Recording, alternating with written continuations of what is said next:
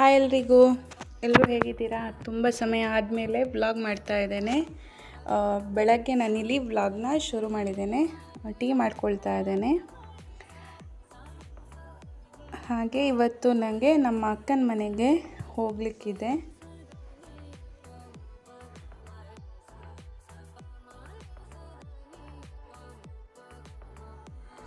ಅಕ್ಕನ ಮನೆಗೆ ಬಂದಿದ್ದೇನೆ. ಇವಾಗಿಲ್ಲ ನಿಮ್ಗೆ ತೋರಿಸ್ತೇನೆ. ತೋಟ ಕಾಣ್ತಾ ಇರ್ಬೋದು.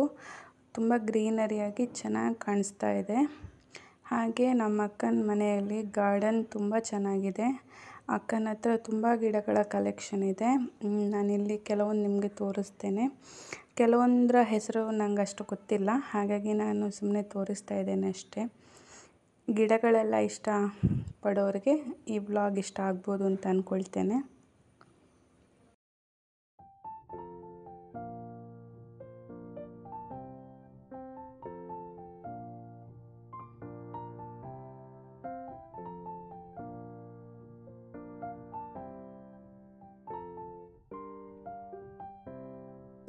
ಇಂಡೋರ್ ಪ್ಲ್ಯಾಂಟ್ಗಳು ತುಂಬ ಇದೆ ಅಕ್ಕನ ಮನೆಯಲ್ಲಿ, ಬೇರೆ ಬೇರೆ ರೀತಿಯದ್ದು. ಕೆಲವೊಂದು ಗಿಡಗಳನ್ನು ನನಗೂ ಕೊಟ್ಟಿದ್ಲಕ್ಕ, ಅದನ್ನು ನಾನು ನಮ್ಮ ಮನೆಯಲ್ಲೂ ನೆಟ್ಟಿದ್ದೆ. ಇನ್ನೊಂದು ಸರ್ತಿ ನಾನು ತೋರಿಸ್ತೇನೆ ಬ್ಲಾಗಲ್ಲಿ. ಹಾಗಿಲ್ಲಿ ಹ್ಯಾಂಗಿಂಗ್ ಪಾಟ್ಗಳಲ್ಲೂ ಅಷ್ಟೇ ತುಂಬ ಚೆನ್ನಾಗಿರೋ ಗಿಡಗಳ ಕಲೆಕ್ಷನ್ ಇದೆ ಅಕ್ಕನ ಹತ್ರ. ಹಾಗೆ ನಾನಿಲ್ಲಿ ಮನೆ ಒಳಗಡೆ ಸುಮ್ಮನೆ ತೋರಿಸ್ತಾ ಇದ್ದೇನೆ ಅಷ್ಟೇ.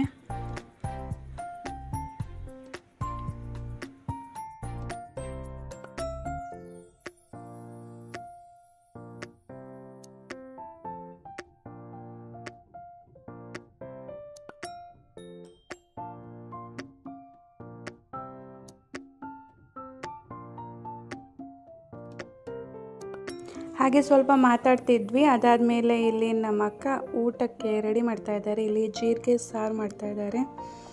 ಅದಕ್ಕೆ ಕೆಂಪು ಮೆಣಸನ್ನು ಹುರ್ಕೊಳ್ತಾ ಇದ್ದಾರೆ. ಒಂದು 5-6 ಮೆಣಸು ತೊಗೊಂಡಿರ್ಬೋದು, ನಾನು ಅಷ್ಟು ಗಮನಿಸಲಿಲ್ಲ. ಹಾಗೆ ಮೆಣಸು ಹುರಿದಾದ್ಮೇಲೆ ಅದಕ್ಕೆ ಕೊತ್ತಂಬರಿ ಮತ್ತು ಜೀರಿಗೆಯನ್ನು ಹಾಕ್ಕೊಳ್ತಾ ಇದ್ದಾರೆ.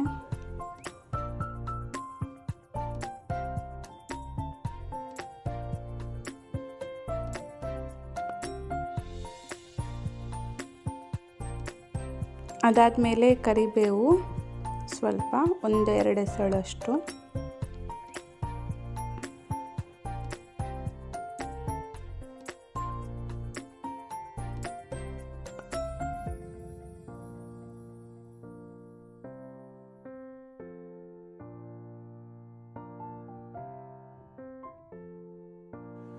ಹಾಗೆ ಸ್ವಲ್ಪ ಇಂಗು ಪೌಡರನ್ನು ಹಾಕ್ಕೊಳ್ತಾ ಇದ್ದಾರೆ. ತುಂಬ ಸುಲಭವಾಗಿ ಮಾಡ್ಬೋದು, ಇದು ಹೆಚ್ಚಿನವ್ರಿಗೆ ಗೊತ್ತಿರ್ಬೋದು. ಅದು ನಾನಿಲ್ಲಿ ಶೇರ್ ಮಾಡ್ತಾ ಇದ್ದೇನೆ, ಯಾರಿಗಾದರೂ ಬೇಕಾದರೆ ಮಾಡ್ಕೊಳ್ಬೋದು ಅಂತ. ಹಾಗೆ ಹುರಿದಿಟ್ಟ ಏನು ಮಸಾಲೆ ಇದೆ ಅದು ತಣ್ಣಗಾದಮೇಲೆ ಒಂದು ಮಿಕ್ಸಿ ಜಾರಲ್ಲಿ ಮಸಾಲೆಯನ್ನು ಹಾಕಿ ಸ್ವಲ್ಪ ತೆಂಗಿನಕಾಯಿ ತುರಿಯನ್ನು ಹಾಕ್ಕೊಳ್ಬೇಕು. ರುಬ್ಬೋದಕ್ಕೆ ಬೇಕಾದಷ್ಟು ನೀರನ್ನು ಸೇರಿಸ್ಕೊಂಡು ರುಬ್ಕೊಳ್ಬೇಕು, ನುಣ್ಣಗೆ ರುಬ್ಕೊಳ್ಬೇಕು. ಹಾಗೆ ಇಲ್ಲಿ ಟೊಮೆಟೊವನ್ನು ಬೇಯಲಿಕ್ಕಿಟ್ಟಿದ್ವಲ್ಲ, ಅದಕ್ಕೆ ರುಬ್ಬಿರೋ ಮಿಶ್ರಣವನ್ನು ಹಾಕ್ಕೊಳ್ಬೇಕು. ಎಷ್ಟು ನೀರು ಬೇಕೋ ಅಷ್ಟು ಹಾಕ್ಕೊಂಡು ಕುದಿಸಬೇಕು. ಬೇಗ ಆಗುತ್ತೆ ಈ ಸಾರು. ಹಾಗೆ ಟೇಸ್ಟು ಅಷ್ಟೇ ತುಂಬ ಚೆನ್ನಾಗಿರುತ್ತೆ.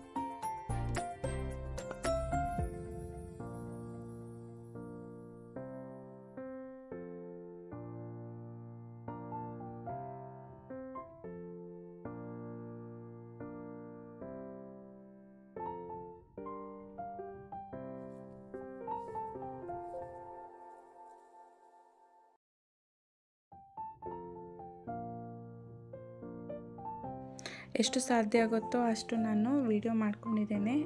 ಈ ವಿಡಿಯೋ ನಿಮಗೆಲ್ಲ ಇಷ್ಟ ಆಗಿದ್ದರೆ ಲೈಕ್ ಮಾಡಿ, ಹೊಸಬ್ರು ಯಾರಾದರೂ ನೋಡ್ತಾ ಇದ್ದರೆ ಸಬ್ಸ್ಕ್ರೈಬ್ ಮಾಡ್ಕೊಳ್ಳಿ.